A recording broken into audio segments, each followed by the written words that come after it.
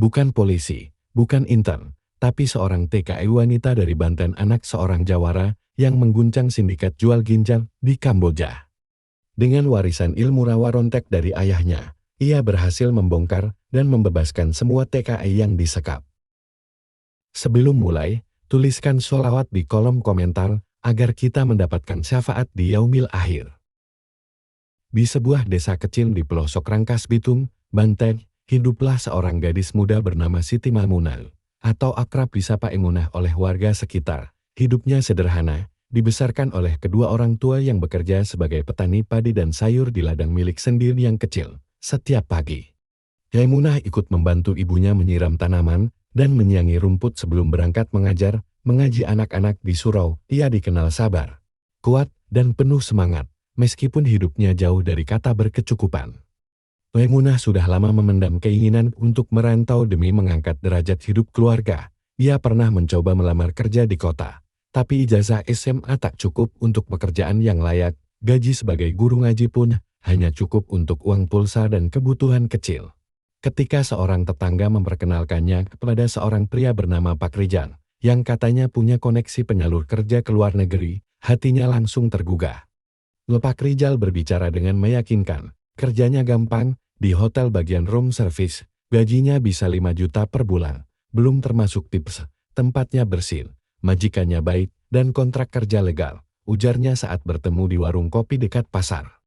Ia bahkan menunjukkan beberapa foto pekerja perempuan lain yang katanya sudah sukses di Kamboja. Kamu cocok banget, cantik, sopan, pasti majikan senang. Tambahnya, Emunah, yang belum pernah keluar negeri, merasa ini kesempatan emas. Ia menyetujui tawaran itu setelah meminta restu orang tuanya.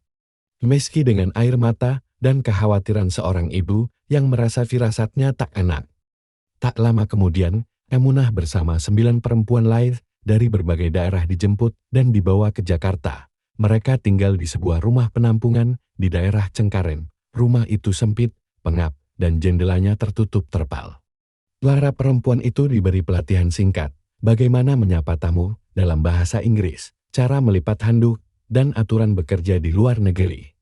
Tapi pelatihannya terasa aneh, tidak terstruktur, hanya sepintas lalu, dan banyak waktu mereka dihabiskan duduk diam tanpa aktivitas.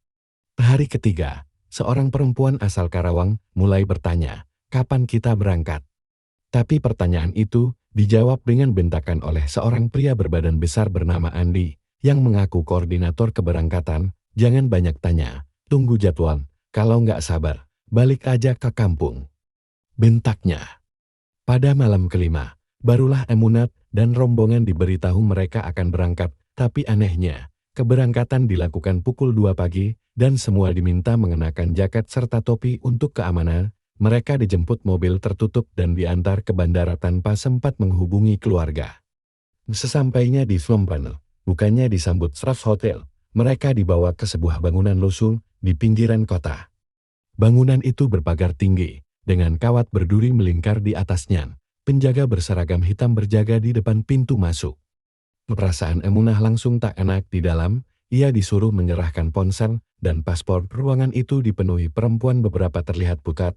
Ada yang berbaring dengan tatapan kosong, bau obat-obatan, dan darah samar-samar tercium. Salah satu penghuni hanya menatapnya dan berbisik lirih. Selamat datang di neraka. Malam itu, Emunah tak bisa tidur. Keringat dingin membasahi leher meski udara di kamar sangat dingin karena kipas angin tua yang terus berputar pelan. Di sudut kamar, Maria teman sekamarnya merintih pelan. Dalam tidur suaranya lirih, seperti orang menahan rasa sakit yang luar biasa. Emunah yang sejak sore merasa curiga semakin tak tenang. Ia melangkah pelan, mendekati tembok kayu yang menghubungkan kamarnya dengan kamar sebelah. Dari celah papan yang renggan, ia mengintip. Apa yang dilihatnya membuat napasnya tercekat. Di ruangan sebelah, seorang perempuan muda yang wajahnya pucat pasir tengah terbaring dengan kain lusuh menutupi tubuhnya. Perutnya dibalut perban besar yang sedikit basah oleh noda darah.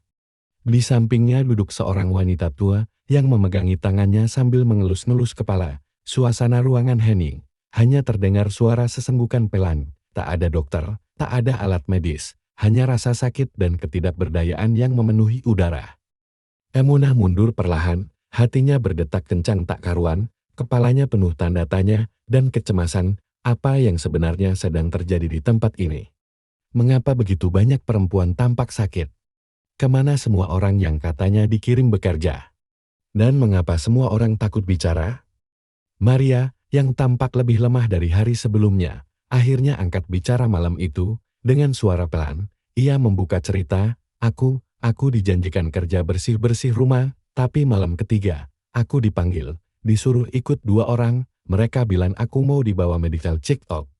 Dia menelan ludah, lalu melanjutkan, aku dikasih suntikan, aku pingsan, pas bangun, perutku udah dijahit, ginjalku diambil, Munah, mereka jual organ kita.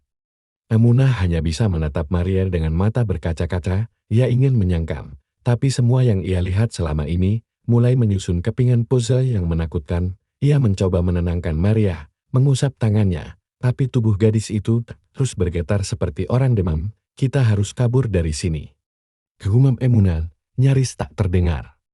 Namun harapan itu pupus saat keesokan harinya Emunah ketahuan sedang mencatat sesuatu di kertas kecil yang ia sembunyikan di balik sajadah. 2 orang pria bertubuh kekar masuk ke kamarnya dan langsung menyergap. Ia ditarik keluar tanpa sempat berkata apa-apa. Maria berteriak histeris. Rapi pintu segera dibanting dan dikunci dari luar.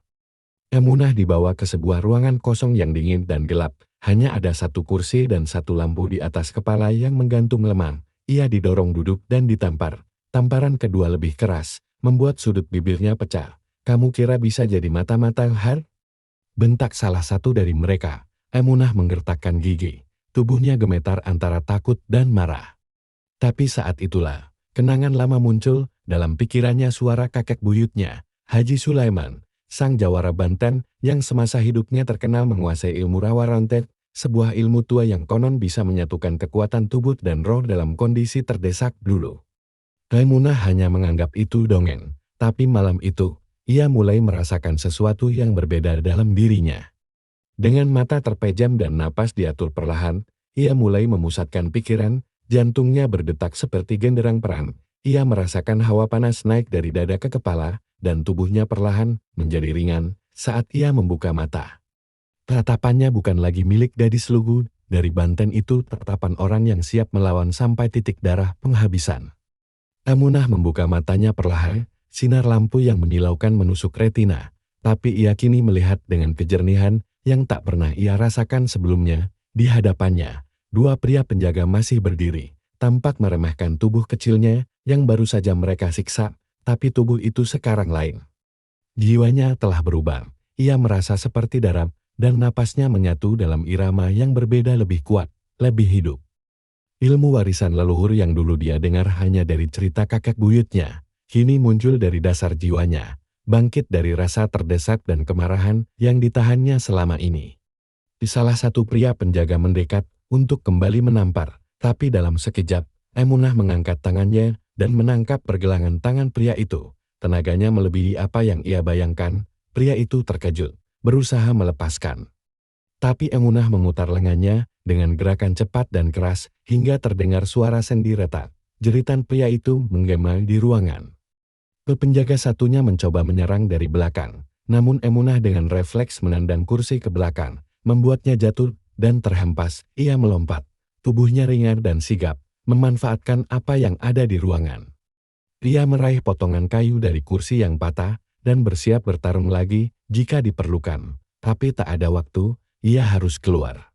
Dengan langkah cepat dan penuh waspada, Emunah menyusuri lorong gelap bangunan itu. Napasnya berat, tapi pikirannya fokus di tiap sudut. Ia menghindari kamera dan penjaga. Ia telah menghafal pola patroli selama beberapa hari di sana, cukup untuk tahu kapan harus bergerak. Dia kembali ke kamar dengan harapan Maria masih di sana. Begitu membuka pintu, ia melihat Maria tergeletak lemah, napasnya pendek-pendek. Maria, bangun, kita harus pergi sekarang, bisiknya sambil menepuk pipi temannya pelan. Maria membuka mata setengah, tampak linglung dan kesakitan, tapi saat melihat wajah Emunah, senyum tipis muncul. Aku tahu kamu bisa, kamu berbeda, katanya lemah. Emunah memapah Maria keluar kamar. Mereka bergerak cepat ke arah pintu belakang yang ia tahu tidak diawasi kamera, tapi alarm tiba-tiba berbunyi. Mungkin penjaga yang ia lumpuhkan tadi sudah ditemukan, Tanpa pikir panjang, ia menyeret Maria ke arah pagar belakang. Melewati dapur dan gudang penuh kardus, di dekat tembok belakang, ada tumpukan karung beras bekas cukup tinggi untuk dijadikan pijakan. Dengan segala tenaga yang tersisa, ia bantu Maria memanjat. Tubuh temannya lemah, tapi kemauan hidupnya besar. Saat Emunah menyusul naik dan melompati pagar, ia merasakan duri kawat menggores pahanya. Tapi itu tak seberapa dibandingkan rasa lega saat mereka berhasil menjejak tanah luar bebas. Mereka berlari ke arah pemukiman terdekat, mencari bantuan. Beberapa jam kemudian, mereka berhasil menyelinap ke rumah seorang warga lokal yang akhirnya membantu mengantar mereka ke kedutaan Indonesia. Dalam perjalanan, Maria sempat menangis. Operasi itu sangat sakit, Munah. Aku kira aku akan mati, tapi kamu menyelamatkanku. Emunah hanya menggenggam tangannya erat. Kita belum selesai, Ria, kita harus ungkap semua ini, mereka harus bayar. Setibanya di Indonesia, Emunah dan Maria mendapat pendampingan sementara dari pihak kedutaan. Mereka dibawa ke tempat aman dan diperiksa oleh tim medis serta psikolog. Meski luka fisik mereka perlahan sembuh, luka batin dan trauma jauh lebih sulit dihapus. Maria sering terbangun tengah malam karena mimpi buruk, berkeringat dan menangis. Emunah yang tidur di kasur lipat di sebelahnya hanya bisa menenangkan, memeluk erat dan berbisik bahwa mereka kini sudah aman. Namun kenyataan berkata lain. Dalam seminggu sejak kepulangan mereka, teror mulai berdatangan. Ponsel Emunah yang sebelumnya hanya digunakan untuk komunikasi dengan pihak pendamping tiba-tiba menerima pesan gelap. Kamu pikir kamu bisa lepas begitu saja? Atau kami tahu di mana kamu tinggal? Emunah awalnya mencoba mengabaikan. Tapi ketika motornya dirusak saat diparkir di depan rumah kontrakan, ia tahu ini bukan ancaman kosong. Maria semakin ketakutan, ia nyaris tidak mau keluar rumah. Mereka masih mengawasi kita. Munah, aku merasa ada orang yang mengikuti waktu aku ke warung tadi. Katanya dengan suara bergetar. Emunah menatap langit-langit kamar malam itu. Matanya tak bisa terpejam, ia merasa bersalah. Merasa belum menuntaskan semuanya, para pelaku masih bebas. Mungkin masih menjebak gadis-gadis seperti mereka, ia tak bisa diam. Pagi itu, Emunah menemui seorang kenalan ayahnya, yang juga seorang habib tua di Serang. Ia bercerita tentang semuanya, termasuk tentang niatnya untuk kembali ke Kamboja bukan sebagai korban, tapi sebagai penyusup. Sang habib memandangnya lama, sebelum akhirnya berkata, "Kalau itu jalan yang kau pilih, bawalah keberanian, tapi jangan tinggalkan akalmu, dan satu lagi, 2 orang yang kau selamatkan itu lebih kuat dari 1000 ilmu." Dengan bantuan dari orang dalam yang pernah bekerja sebagai TKI, Emunah memasukkan identitas dan menyamar sebagai calon pekerja baru. Ia menghubungi jaringan yang sama lewat jalur online yang dulu ia pakai. Tak butuh waktu lama, ia kembali dihubungi oleh agen perekrut orang yang berbeda dari dulu. Terapi sistem yang sama, janji kerja ringan, proses cepat, dan harus segera datang ke Jakarta untuk pelatihan. Emunah tahu betul ini adalah bagian awal dari perang yang lebih besar. Ia masuk kembali ke jaringan itu, membawa kamera kecil tersembunyi yang bisa merekam suara dan gambar. Ia bahkan sengaja berpura-pura naif, banyak bertanya, banyak mencatat. Semua untuk mencari bukti-bukti kuat yang bisa ia bawa pulang. Beberapa hari kemudian, ia kembali tiba di Kamboja. Tapi kali ini bukan sebagai korban, ia adalah saksi yang bersiap membongkar semuanya. Namun saat ia turun dari van di lokasi penampungan, semua terasa berbeda.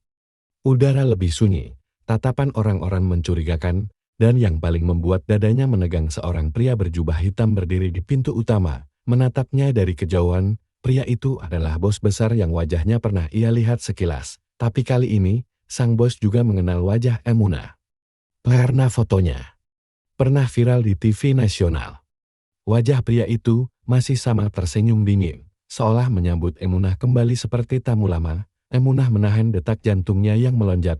Ia berpura-pura tidak mengenal, menunduk, berjalan pelan masuk bersama beberapa perempuan lain yang baru tiba. Namun sorot mata pria itu mengejarnya.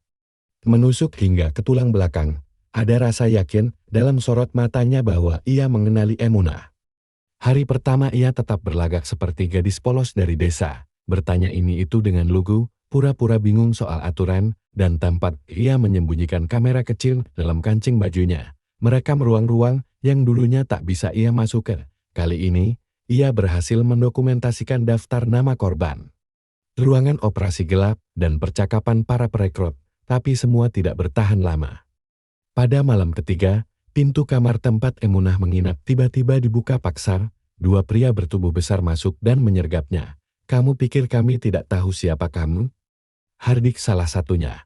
Emunah melawan sekuat tenaga, menandang perut salah satu pria, dan berusaha kabur lewat jendela. Tapi mereka lebih siap, ia diseret ke ruang bawah tanah, ruangan yang hanya ia dengar dari cerita para korban. Di sana, duduklah sang bos besar. Pria berjas hitam dengan cincin batu besar di tangannya, menghisap kerutu. "Aku harus akun, kau gadis yang menyulitkan," ucapnya datar. "Tapi keberanianmu akan berakhir di sini." Emunah menatap tajam, tak menjawab, dalam diam.